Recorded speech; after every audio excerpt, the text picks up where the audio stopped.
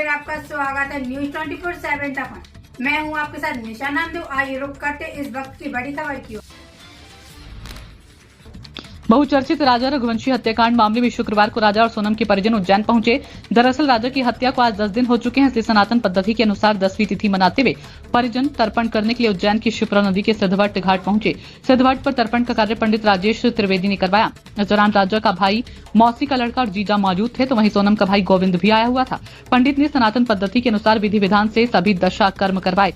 पंडित राजेश त्रिवेदी ने बताया कि सनातन पद्धति के अनुसार मृत्यु के बाद जो क्रियाक्रम होता है वह आज करवाया गया।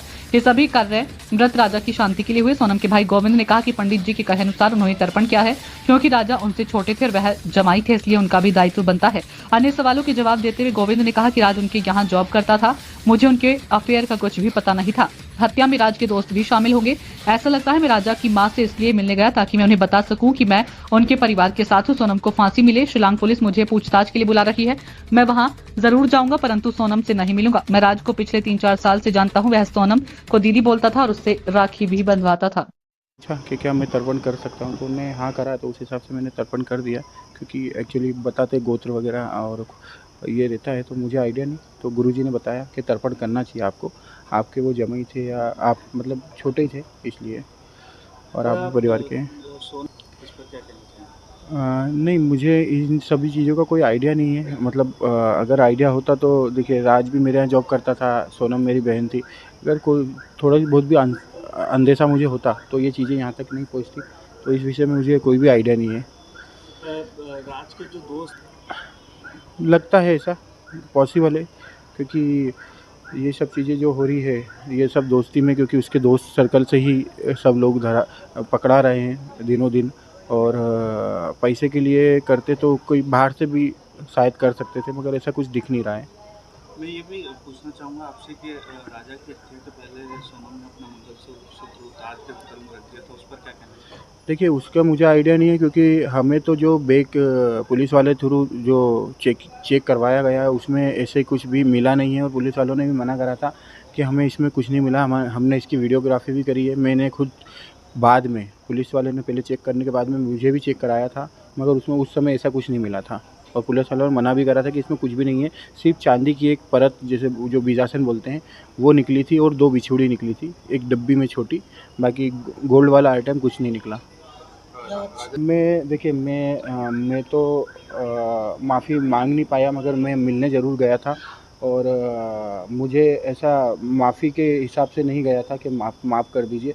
मैं तो मतलब फैमिली के हिसाब से गया था कि ठीक है, मेरी फैमिली में जो मेरी बहन से गलती हुई है, सब चीज़ें उसको भूल के, मतलब मैं आपकी फैमिली के साथ हूँ, तो उस हिसाब से मैं गया था वहाँ पर। आगे इसी तरीके से परिवार के साथ में रहेंगे? बिल्कुल। देखिए, वो परिवार का रिश्ता भी हम विपिन जी और सचिन जी और हम परिवार वालों ने मिलकर ही तय करी थी, तो इसलिए हम चाह रहे कि एक फैमिली तो रहे कम से कम। आपने एक बात और बोली कि आप सोनम को फांसी करवाने में शामिल है या उसके द्वारा?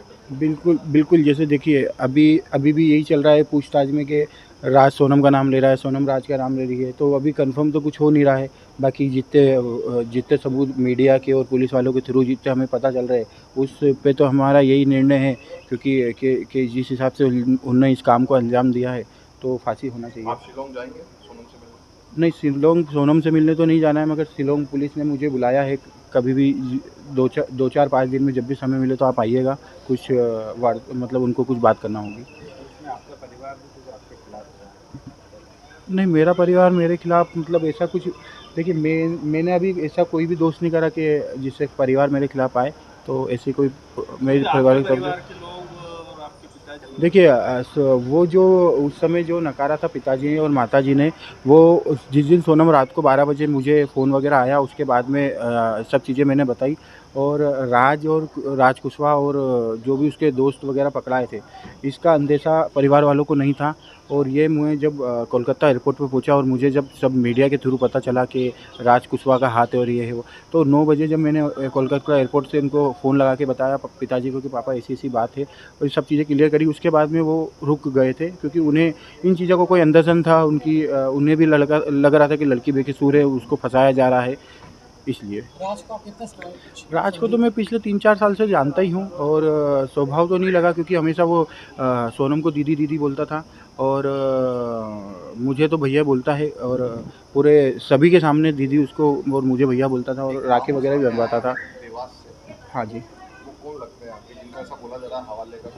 देखिए वो तो सब आपके थ्रू ही चीज़ों को बढ़ाई जा रही है और हवाले का काम उसका सिर्फ ये लिंक है कि सोनम उसका अकाउंट मतलब सोनम का जो mobile number official mobile number था वो उस पर उस जितेंद्र रघुवंशी का अकाउंट पे नंबर चढ़ा हुआ था क्योंकि वो जो गोडाउन के जो छोटे मोटे खर्चे होते हैं वो सब उसके थ्रू होते थे और वो जितेंद्र रघुवंशी मेरा भाई है, मौसी का लड़का है, मेरे से बड़ा भी है 2-3 साल, मगर वो थोड़ा अनपढ़ टाइप का है तो इसलिए गोडाउन पे काम करता है।